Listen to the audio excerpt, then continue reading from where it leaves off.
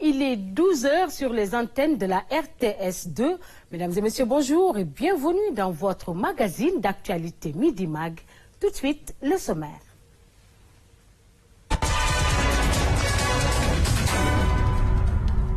Réception de l'Airbus A220-300, une autre infrastructure de haute facture qui vient renforcer le transport aérien sénégalais.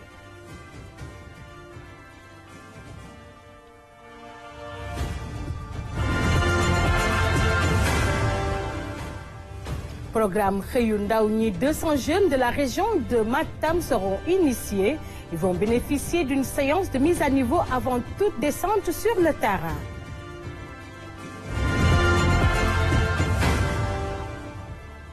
Première édition de la journée carrière académique sur la promotion des maths et des sciences à Sédhiou, initiative pour la reconsidération des filières scientifiques au Sénégal.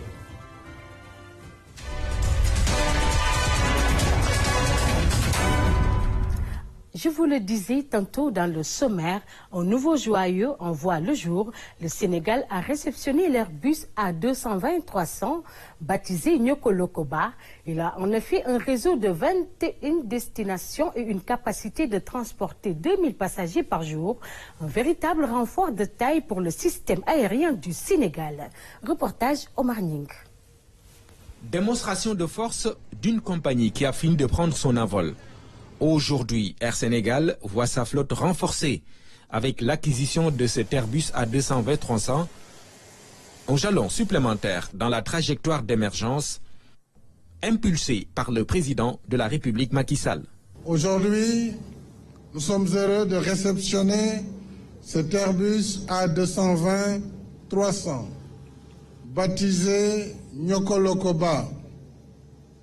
Ce faisant, nous honorons encore une fois nos terroirs en liant le nom de notre compagnie nationale à celui de Nyokolokoba, joyau écologique, touristique et culturel au cœur de la charmante région de Kédougou, inscrit au patrimoine mondial de l'UNESCO. Avec un réseau de 21 destinations, Air Sénégal affiche de belles performances en transportant en moyenne plus de 2000 personnes par jour, soit 50% de plus que pour l'année 2019 avant la crise du Covid-19. Le chef de l'État exhorte la compagnie à maintenir ce rythme dans un contexte de rude concurrence. Nous poursuivons donc sans arrêt la revitalisation du transport aérien de notre pays, ouvrant davantage le Sénégal au monde et le monde au Sénégal. Vous êtes, monsieur le directeur général, dans un domaine où il est aussi difficile de conquérir une clientèle que de la fidéliser. C'est dire que le respect des règles de performance du transport aérien, que sont la sécurité, la sûreté, la rigueur dans l'organisation, la ponctualité des vols et la qualité du service et de la communication doit rester de mise dans votre action au quotidien. Je vous fais confiance dans la quête des meilleures performances. L'État est à vos côtés. Mais en définitive, le sort de la compagnie et la clé de votre succès sont entre vos mains. L'aéronef arrive au moment où se déploie un nouveau programme de formation de pilotes, initiative soutenue par le président de la République Macky Sall. Chers élèves pilotes et élèves techniciens, je vous salue et vous félicite. Le 27 décembre, à l'occasion de l'inauguration du TR, j'ai pu voir de jeunes Sénégalais maîtrisant parfaitement les technologies les plus avancées des métiers ferroviaires, Le parcours qui vous a fait émerger parmi 5000 candidats montre que vous aussi, vous avez tout le potentiel pour en faire de même en assurant les tâches si délicates de l'aviation civile dont dépend chaque jour la vie de millions d'hommes et de femmes à travers le monde. Par votre mérite personnel, vous donnez un bel exemple à toute la jeunesse sénégalaise. La revitalisation du transport aérien s'accompagne d'une dynamique de réhabilitation des aéroports à travers le pays. Le président de la République, Macky Sall, exhorte donc tous les acteurs à se mobiliser autour de la compagnie Air Sénégal pour maintenir le secteur plus haut dans le ciel africain et mondial. Et puis, programme Xëyu Ndaw ñi, les formations ont démarré pour les jeunes recrues de la région de Matam. Ils sont au nombre de 200, ces jeunes qui sont les premiers à être initiés. Reportage Ibrahima Pabi Djedjou. Pour le compte des eaux et forêts, ces jeunes recrues ont eu droit à une présentation sur le service forestier, les techniques de production de plants, de reboisement et de lutte contre les feux de brousse. Une manière pour eux de mieux comprendre ces aspects avant toute descente sur le terrain. Comme ils sont recrutés pour nous accompagner sur ce plan, donc il faut qu'ils soient initiés donc, sur les techniques de production de plants et les techniques de plantation. Donc on les a formés sur les techniques de lutte contre les feux de brousse. Vous savez, la région de Matam, c'est une région où chaque année nous enregistrons beaucoup de cas de feux de brousse. Pour l'année dernière seulement, on a enregistré 69 cas avec plus de 10 000 hectares qui sont partis donc, en fumée. Donc ces jeunes seront donc nos bras, ils seront donc dans les zones les plus reculées pour informer les services des eaux et forêts et aussi accompagner les comités de lutte donc, dans en cas si un feu se déclare sur le terrain. La direction régionale de l'environnement et des établissements classés n'est pas en reste. Des modules ont été dispensés à ces recrues.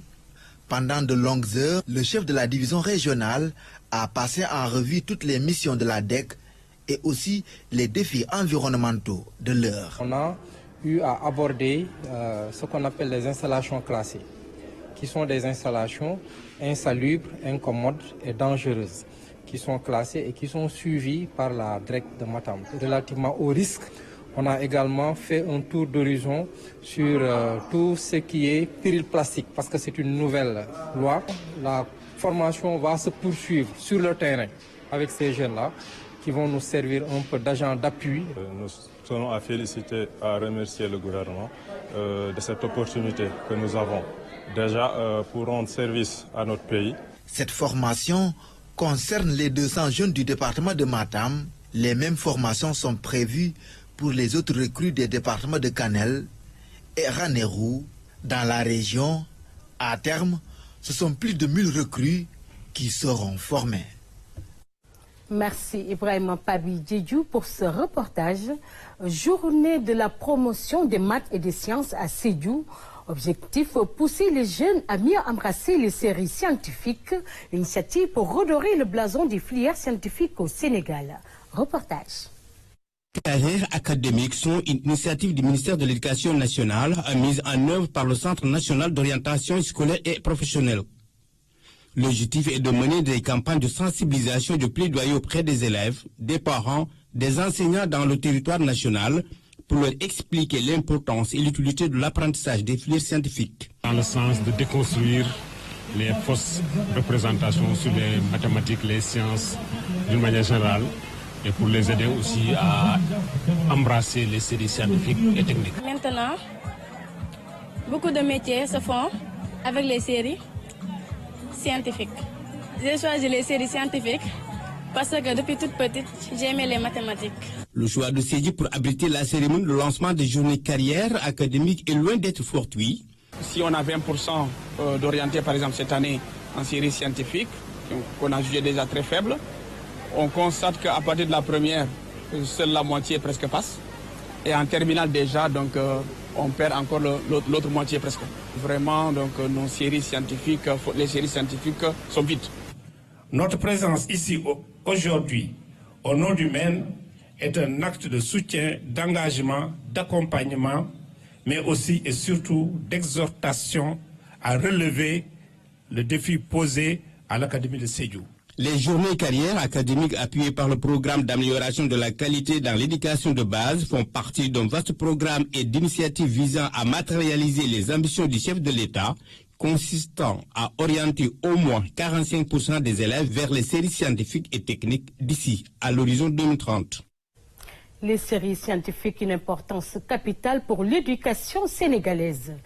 Parlons à présent de la gouvernance des pêches avec les petits pélagiques qui sont surexploités. Ces produits qui occupent plus de 80% des débarquements de la pêche artisanale contiennent plus de 70% de protéines animales. Suivons ces extraits. Les pélagiques ont une importance, n'est-ce pas, dans la chaîne trophique, je voudrais dire dans la chaîne alimentaire dans l'océan, parce que se nourrissant, n'est-ce pas, de phytoplancton, mais qui, à leur tour, sont dévorés également par des carnivores de premier ordre. Donc, vous savez que ces espèces pélagiques donc, jouent un rôle environnemental extrêmement important. Très important également du fait que, je ne parle même pas du cas du Sénégal, mais de l'Afrique de l'Ouest, ces petits pélagiques représentent plus de 70%, n'est-ce pas, des débarquement de la pêche artisanale en Afrique. Et quand on parle de petits pélagiques au Sénégal, on pense déjà à la sécurité alimentaire de toute la population, non seulement du Sénégal, mais aussi de la sous-région. Nous en sommes aujourd'hui à une phase de surexploitation qui est avérée et une rareté qui est constatée au niveau de toutes les plages. C'est vraiment d'une importance capitale dans l'alimentation des Sénégalais. Aujourd'hui, on se rend compte que ces petits pélagiques, ces principales espèces sont surexploitées. Et ça, les résultats de la recherche du COPAS, du Centre de recherche océanographique de Dakar, le confirment. Donc aujourd'hui, les principales espèces pélagiques côtières, que sont les sardines rondes, les sardines plates, les chinchards, sont surexploitées. Les causes de cette surexploitation, c'est d'abord une surcapacité de pêche, des mauvaises politiques de pêche, mais ceci également est aggravé par un déficit de transparence, n'est-ce pas, dans la gouvernance des pêches. Et pour parler de la gouvernance des pêches, nous recevons sur ce plateau Madame Khady Sané. Elle est la coordonnatrice des projets gouvernance de pêche du PRCM. Bonjour Madame Diouf, Khady Sané Diouf, bonjour. Bonjour Mariam, c'est un plaisir pour moi d'être là. Je vous remercie. Merci. Alors, nous venons de suivre ces extraits, ce reportage qui parle de la gouvernance des pêches, mais justement, plus précisément sur les petits pélagiques. Quelle est l'importance des petits pélagiques pour notre survie? Alors, comme on vient de le voir dans le reportage, ils ont déjà brossé un certain nombre de critères ou d'éléments par rapport à l'importance de ces petits pélagiques dans la sécurité alimentaire de manière globale, du point de vue environnemental. Mais moi, je voudrais insister sur un autre aspect aussi. Ces petits pélagiques, en général, contiennent de l'oméga 3. Donc, du point de vue de la santé, c'est extrêmement important parce que les oméga 3 préviennent les maladies cardiovasculaires telles que les AVC. Aussi, en termes de transformation, nos bonnes femmes comptent sur ces petits pélagiques pour la valorisation. Donc, ça leur permet d'avoir des revenus et de subvenir à leurs besoins. Et avec ces petits pélagiques, comme ils sont accessibles, transformés, ils peuvent atteindre des lieux reculés du Sénégal. Mais actuellement, c'est très difficile de trouver ces petits pélagiques. Qu'est-ce qui est dû à cela? Oui, justement, comme ils l'ont dit dans le reportage, c'est par rapport à la surexploitation, manque de transparence dans les politiques de pêche.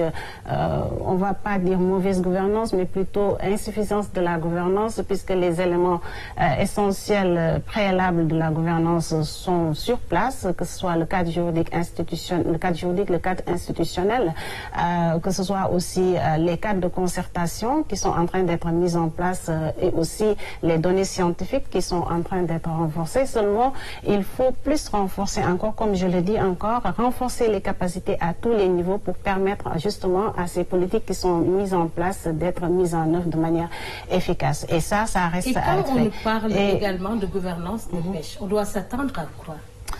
L'autre chose que je voulais ajouter justement avant l'autre élément qui impacte beaucoup ces petits pélagiques, c'est les changements climatiques. Aujourd'hui, comme les sardinelles, qui ne trouvent plus les conditions favorables à cause de l'augmentation de la température, les vents qui influent sur les upwelling, tout ça, ça a un impact considérable sur ces petits pélagiques qui ont tendance à se déplacer vers des zones beaucoup plus favorables. Aujourd'hui, on les trouve plus au nord, en Mauritanie par exemple, alors qu'avant, la zone sénégalaise était vraiment une zone favorable pour la survie de ces petits pélagiques. Donc ça, c'était... Avant de parler à la question, justement, quand on parle de petits pélagiques, en Wolof, comment est-ce qu'on les appelle? Petit pélagique en wolof moom mën naa ci wax jën yi ci nekk waaye petit pélagique mooy yaboy mërëk tas bi jay bi yooyu noonu ak li ñu woowee sardine xam nga sardine cay bi mooy chinchard yooyu noonu ñooy petit pélagique yi nga xam te ne c'est des espèces partagées qui vont, enfin des stocks partagés qui vont au-delà de la Mauritanie, le Maroc jusqu'au Ghana, donc entre les pays de la sous-région. Et c'est pour ça qu'il est recommandé par les institutions internationales, mais aussi par la Convention sur le droit de la mer, d'adopter une approche de collaboration, de coopération pour une gestion beaucoup plus efficace de ces petits pélagiques. En tout cas, je sais que ces petits pélagiques occupent une place importante au niveau de nos plats, dans nos plats sénégalais. Exactement. Imaginez un thiéboudienne sans yaboy. Alors, le goût, vraiment, un thiéboudienne qui vient d'être vraiment agréé, mais un thiéboudienne sans yaboy, quand même, ça se sent tout de suite. Donc, donc c'est important. Et puis, c'est accessible à la population aussi. C'est accessible. C'est les espèces les plus abondantes en termes de débarquement de la pêche artisanale. Et donc, voilà, c'est ça l'importance aussi économique. C'est accessible à toutes les bourses. À toutes les bourses, à toutes les bourses. Bien que maintenant, là, il faut nuancer parce que yaboy, maintenant, ça te coûte vers les 450 et autres, donc ce n'est plus accessible comme avant. Mais quand même, voilà, c'est pour ça que c'est vraiment important Mais si on le compare à d'autres types de poissons, c'est vraiment le prix même, on ne pourrait même pas les évaluer, hein, les comparer, je veux dire. Oui, mais moi, ce que j'ai constaté aujourd'hui, c'est qu'il est beaucoup plus facile de trouver d'autres poissons maintenant que du yaboy. Voilà, vous trouverez des carpes, vous trouverez des pageaux facilement, mais le yaboy, ça se raréfie de plus en plus et ça, c'est un problème. Maintenant, en termes de gouvernance de pêche, qu'est-ce que vous pouvez nous dire par rapport à cette gouvernance de pêche au Sénégal? Alors, la gouvernance des pêches, j'en ai parlé tout à l'heure. Je pense que l'État est en train de faire beaucoup d'efforts.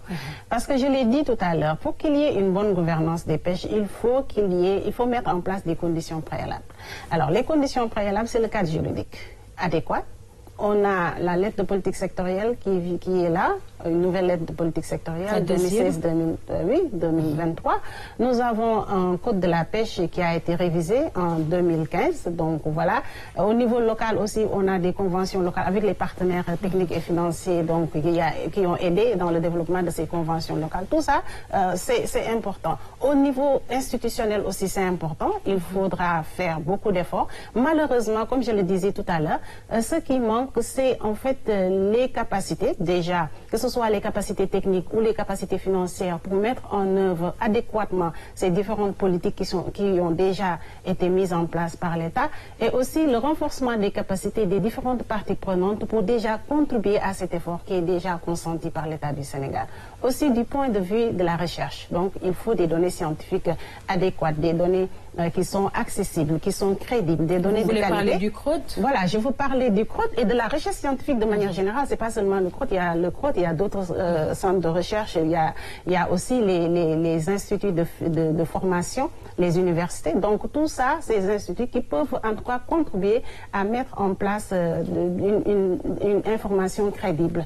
Une information crédible avec aussi, qu'il faut combiner aussi avec les connaissances endogènes. Donc les connaissances des acteurs qu'il faut confirmer, infirmer avec la recherche scientifique. Donc c'est tout ça qu'il faut combiner pour avoir une bonne gouvernance des pêches et aussi la transparence. Justement. Et en parlant de la transparence, on sait que la FITI est en train de mener des actions pour une transparence dans la gouvernance des pêches. Quelle est l'importance ou bien le rôle joué par la FITI dans cette transparence? Alors la FITI c'est important parce que la FITI c'est un cadre global, unitaire, international qui aide en fait les États à améliorer la qualité et la crédibilité de l'information publique au niveau national. Donc la FITI c'est international, mais c'est surtout au niveau national que les États doivent agir. Donc cette FITI a développé un certain nombre de principes qui sont au nombre de 12 qu'il faut appliquer pour évaluer, en tout cas identifier les zones de non-transparence au niveau des politiques des pêches et à mettre en place des plans stratégiques ou des plans d'action pour pouvoir combler ces faiblesses de transparence-là. Il faut adhérer à la FITI, c'est pas obligatoire, c'est volontaire, mais une fois que vous adhérez à la FITI, disons que les directives, en fait, il faut appliquer. Ça devient obligatoire. Donc, c'est ça. Est-ce que c'est cela qui va nous mener vers ces directives volontaires? L'application des directives volontaires. De la FAO? Oui. En fait, c'est deux choses différentes. L'application, en fait, ça peut compléter. C'est des corrélations. Voilà, c'est des corrélations. Les directives volontaires de la FAO, c'est plus de faire de telle sorte que la pêche artisanale contribue de façon efficace dans la sécurité alimentaire et aussi l'éradication de la pauvreté. Et aussi, disons, l'application des droits de l'homme. Au niveau c'est plutôt la pêche artisanale. Donc c'est au niveau international, mais ça se focalise plus sur les États en voie de développement. Donc c'est vraiment faire de telle sorte que cette pêche artisanale-là puisse contribuer de manière beaucoup plus efficace dans la sécurité alimentaire et aussi disons que la lutte contre la pauvreté soit beaucoup plus accrue. On nous parle de la valorisation des produits halieutiques en général. On sait qu'à Kayar, que c'est des sites qui sont en train de développer. Il y a aussi à Pencum, Sénégal, avec Madame Diapo Diop. En quoi cette valorisation pourrait aider la pêche artisanale? Alors, la valorisation est extrêmement importante parce que quand vous prenez le produit au frais, en l'état, que vous exportez ça, c'est pas valorisé. Ça veut dire que vous n'êtes pas en train de donner de la valeur, d'ajouter de la valeur, comme on dit, à ce produit-là.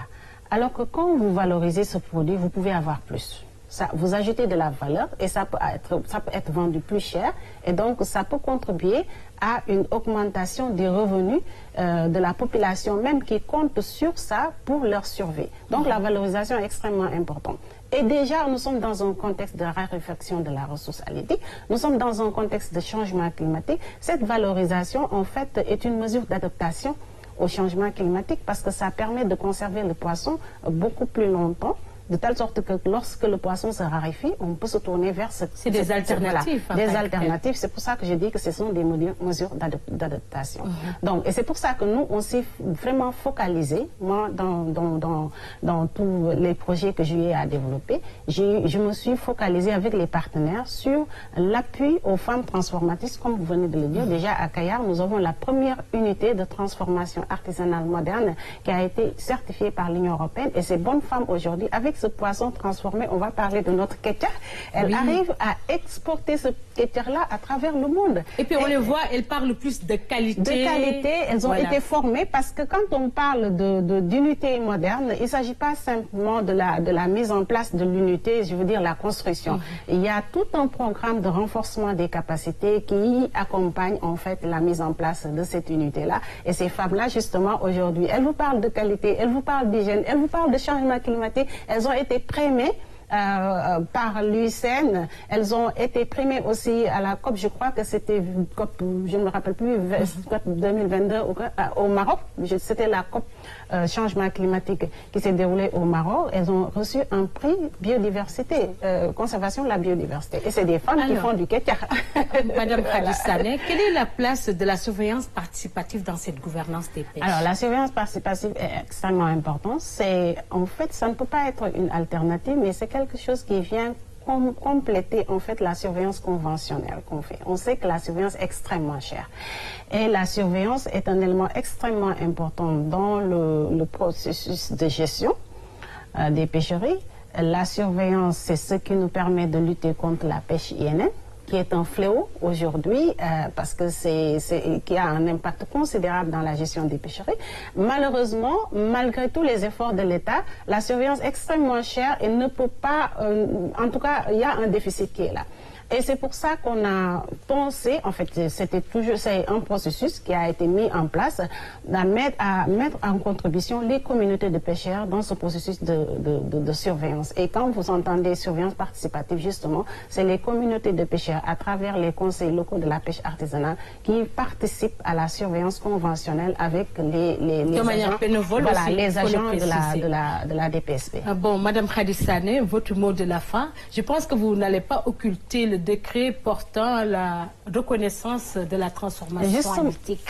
Oui, alors ce décret-là, je fais un plaidoyer. Comme le PRCM, c'est ça son rôle. Et nous faisons le plaidoyer. Nous ne mettons pas, enfin nous n'appliquons pas, nous laissons ça aux États et aux différentes parties prenantes. Mais notre rôle, nous, c'est de pousser les États et les différentes parties prenantes à prendre des mesures de gestion durable. Alors nous portons le plaidoyer pour ce décret. Nous portons le plaidoyer aussi pour la codification de la surveillance participative dont on parlait tout à l'heure. Je vous remercie, Madame Khadissane. Merci.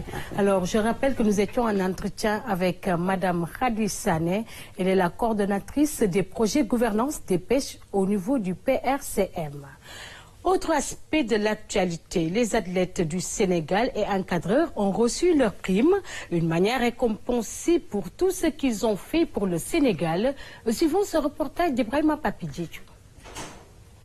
La fin d'une injustice, d'une anomalie et d'une rupture d'égalité.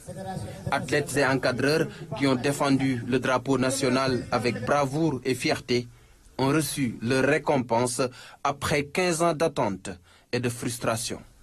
Cette mesure inédite et exceptionnelle du président de la République, nous la comprenons et l'apprécions comme l'expression d'une volonté politique bien ancrée de soutenir et d'accompagner l'activité sportive, et cela dans un contexte considéré globalement difficile avec la survenance et la persistance de la Covid-19.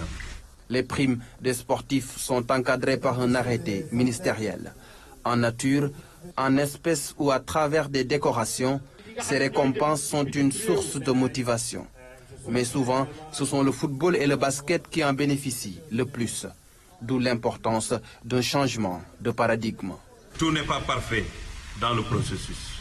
Dans tous les cas, je compte mettre à profit cette mesure d'exception et avant-gardiste du chef de l'État pour co-construire avec toutes les parties prenantes une politique durable de gestion des récompenses aux athlètes méritants et aux encadreurs.